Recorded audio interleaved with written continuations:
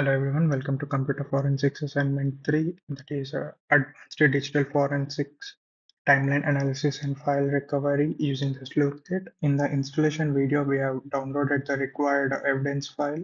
We will be using the pc.7z.001 file. For this assignment, we have downloaded and extracted the file in, in the installation video. Once you have extracted the file, it should look something like this. The that three zip files that we have downloaded and also the extracted DD file. Please make sure to download all the three zip files because one file is linked to each other and downloading the downloading only the first zip file may show that the content is corrupted and it won't like extract the data and you won't get the unzipped version. So now let's get started with the assignment. This assignment has three tasks. The first task is the timeline generation, the second task is the file recovery, and the third task is analyzing the deleted files. So let's get started with the task one, that is timeline generation. Here first we will use this command mmls cfreds 2015 data leakage pc.td.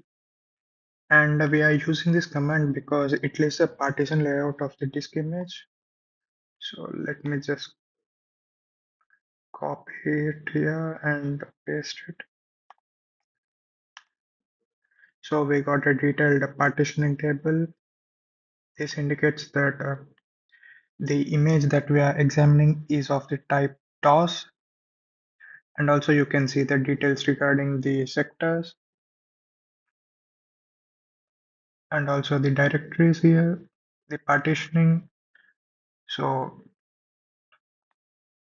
the sector that we need to take like a note of it is 2048. That's where the actual storage of this particular directory starts. So now we got the sector. So next we will be generating the body files, and here the body file is nothing but a file containing all of the metadata for timeline analysis. And we are using the FLS command for this extraction of the data.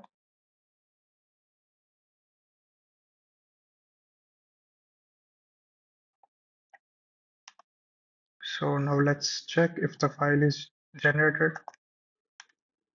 So you can see now the body file is generated.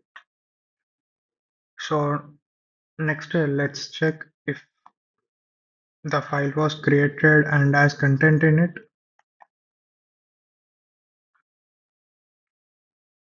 So here the command wc means a word count, and followed by this flag L, it indicates that we need a number of lines. So it returns the number of lines in this file test underscore timeline dot body. That is, it has 170 lines, 179 lines in it.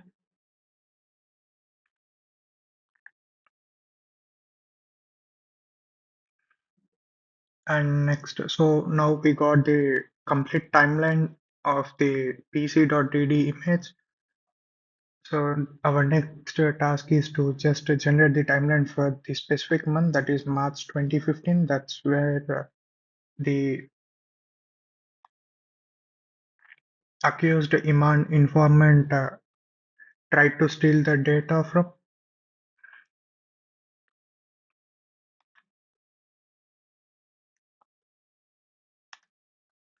So now the timeline for the month of March is copied,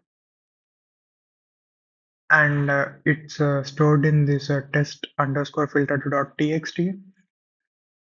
Here we are using the command mac time, and it creates a human readable timeline from body file for specific date range, that is this. range that we have specified, that is from March 1st, 2015 to March 31st, 2015. And here we have used two parameters or flags. That is, the first one is D, that is a date format output, and the second one is B, that is specific body file input.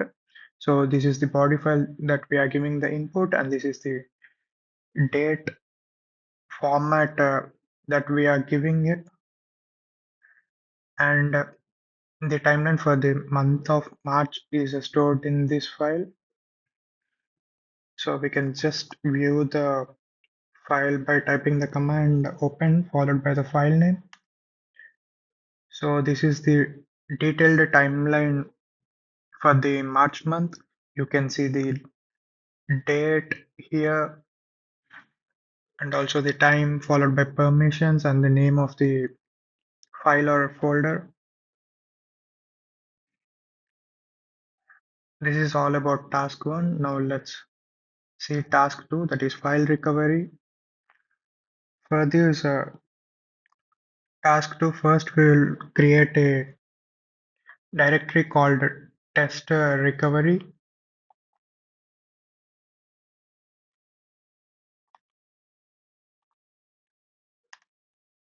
So now the directory test recovery is created,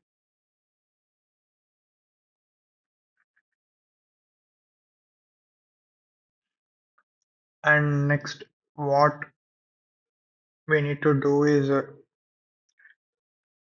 use this command tsk underscore recover.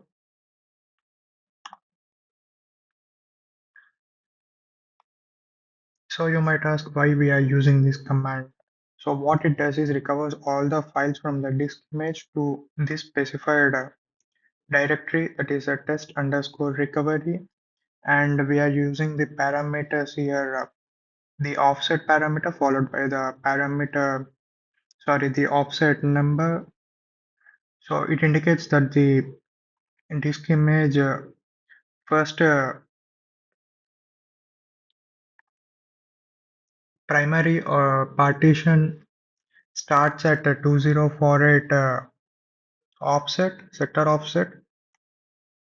So now you can see that 40 files are recovered. So what we'll be doing next is to check the recovered files.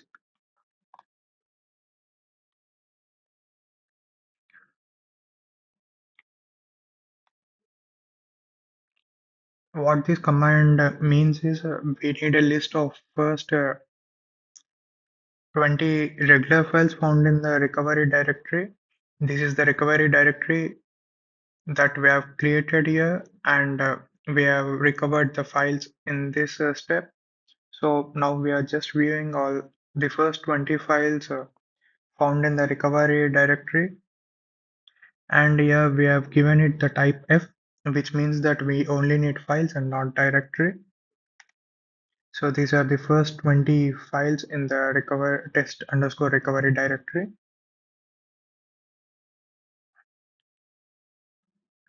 And next we will use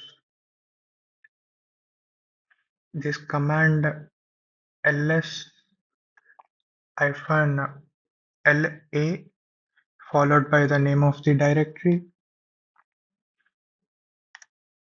It shows the detailed listing of recovery directory contents.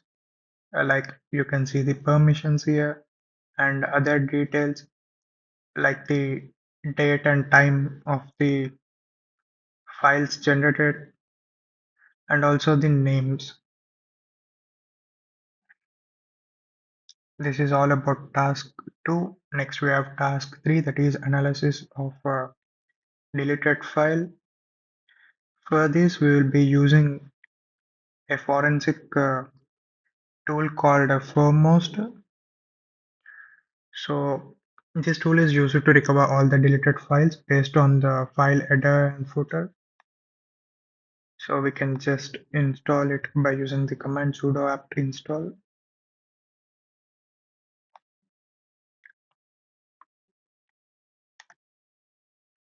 Then we need to enter a password. So foremost is successfully installed.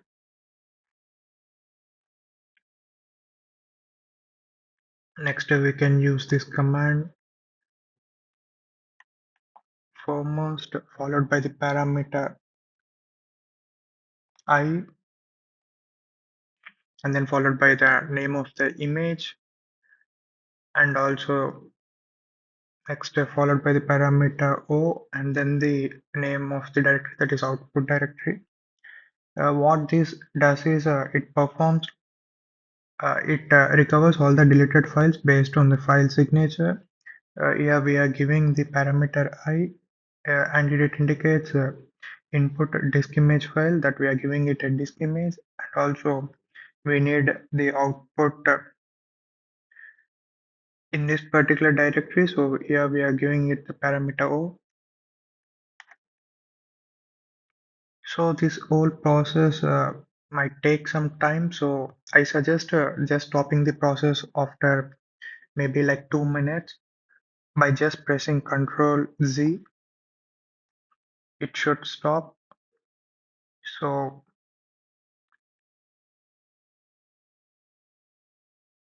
what we are gonna do next is a metadata extraction from recovered files.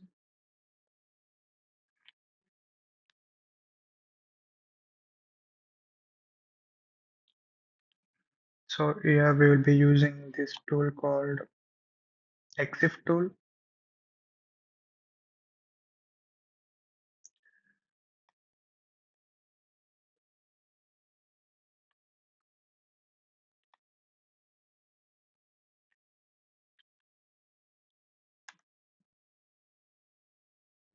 So what it basically does is extract all the important metadata like creation and modification times and the authors and other information that is associated with the file.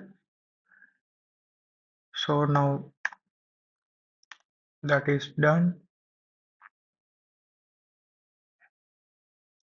and we can simply check it using the command open followed by the name of the file, that is recovered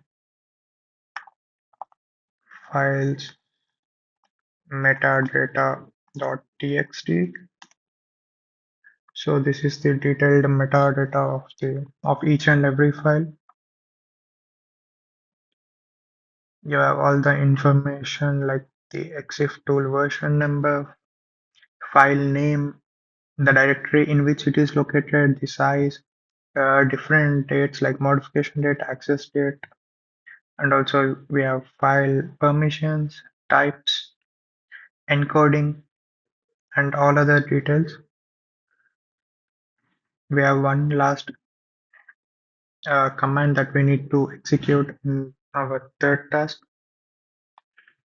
So that is to test all the unallocated spaces in the storage.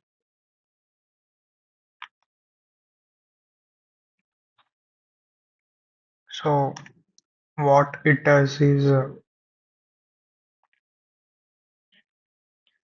it extracts all the readable text strings from unallocated disk sectors, and your sector offset 2048 indicates that we need to start from the sector 2048, and your strings indicate that we only need printable character sequences like these, and then we only need the first 100 lines. So we are using this head followed by the number 100, the count. If we want, let's say 200, we can just replace this 100 with 200.